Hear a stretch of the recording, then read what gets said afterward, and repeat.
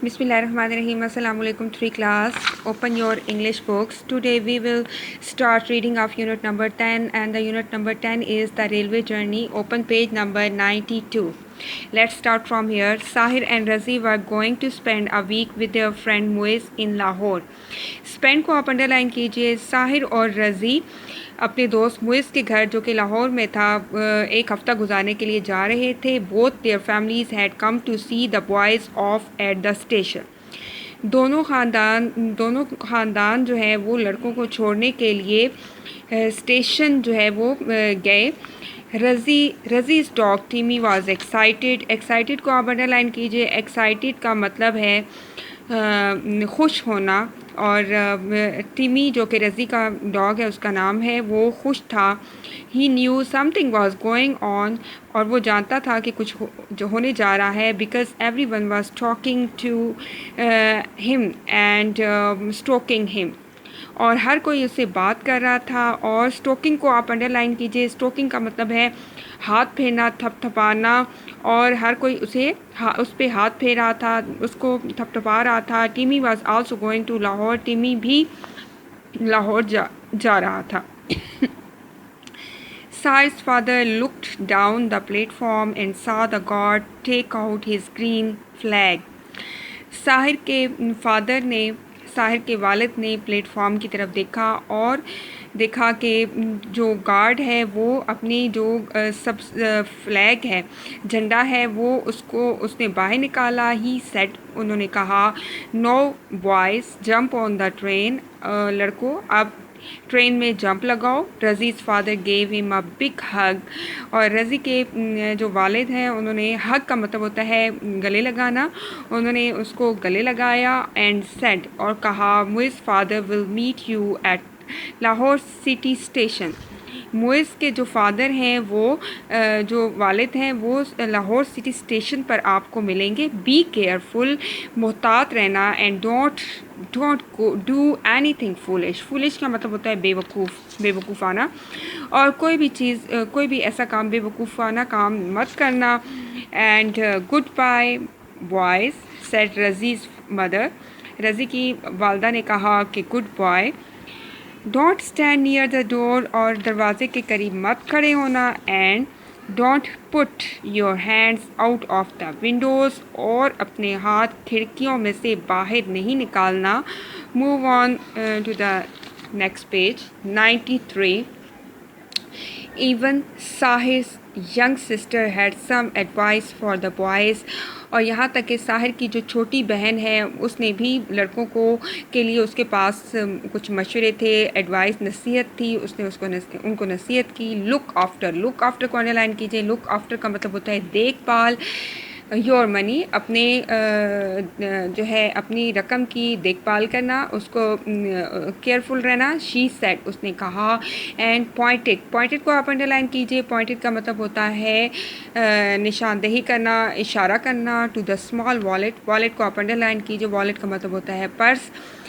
That रज़ी had in his shirt pocket, और उसने जो है वो एक पर्स वॉलेट की तरफ इशारा किया जो कि रज़ी की शर्ट की पॉकेट में था. The guard blew his whistle को आप अंडरलाइन कीजिए.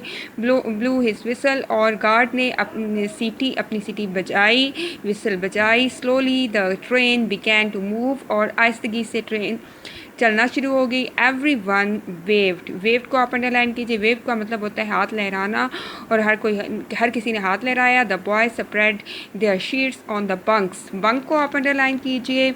और बंक का जो मीनिंग है वो है a narrow bed fix to the walls of a compartment in a train. मतलब कि जो ट्रेन में है, रेलगाड़ी में जो है वो एक बेड्स लगे होते हैं जो कि कंपार्टमेंट, वो जो डब्बा होता है उसकी दीवार की साइड पे लगे होते हैं, वो बंक्स और कहलाते हैं. उसके ऊपर उन्होंने अपनी शीट्स जो हैं वो बिछाई. रज़ी टुक द लोअर बंक, और रज़ी ने जो है और नीचे वाले जो बर्थ उसके बंक बेड लिया. And the Sahir had the one above him, और साहिर ने उससे ऊपर जो है ऊपर वाला लिया. टीमी कर्ल्ड को आप अंडरलाइन कीजिए. कर्ल्ड का मतलब है समेटना. Up on the bottom of Razi's bunk, bottom होता है, बॉटम को अंडरलाइन कीजिए। बॉटम का मतलब होता है तय, नीचे। और टिमी ने अपने आप को समेटा और बॉटम ऑफ रजीज़ बंक, और रजी की जो बेड है, जो बंक है, उसके तय में जो है उसने अपने आप को समेटा। एंड ले देयर, और वहाँ लेट किया। वैगिंग, वैगिंग को आप अंडरलाइन कीजिए। वैगिंग का मतलब होता है लहराते हुए, हिलाते हुए, हिज टेल, अपनी दुम को हिलाते हुए। And soon the train was rushing through the night, और रशिंग को आप अंडरलाइन कीजिए। रशिंग का मतलब होता है दौड़ना, चलना।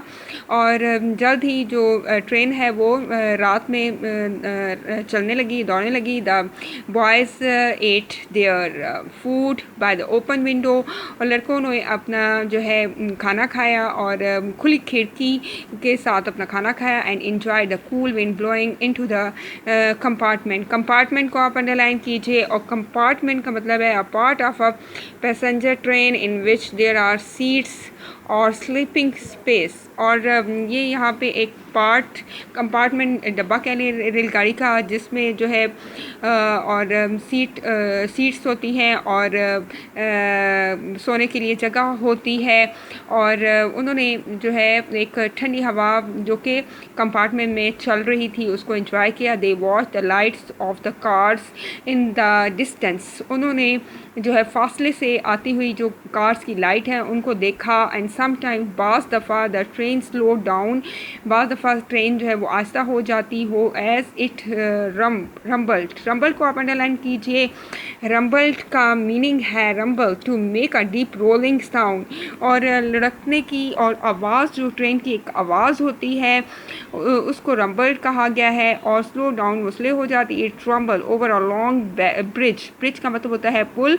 अब वो एक जैसे कि लंबे दरिया पर, बड़े दरिया, सॉरी, लंबे पुल पर जो कि दरिया के ऊपर बांधा जाता है, बनाया जाता है, उस पे जो है वो चल रही थी। और उसकी रंबल, उसकी गड़गड़ाने की जो आवाज़ आ रही थी। And some times pass the fight pass through a small town, और बाज़ दफ़ा वो एक छोटे से कस्बे से जो है वो गुज़री। और यहाँ तक हमने इसको अंडरलाइन कर ली, यहाँ तक हमने इसको कंप्लीट कर लिया। और आज हमने जो डिफ़िकल्ट वर्ड्स अंडरलाइन किए हैं उनको नीट कॉपीज़ के ऊपर आपने राइट कर लेना है, और जो रीडिंग है उसकी प्रैक्टिस कर लेनी है।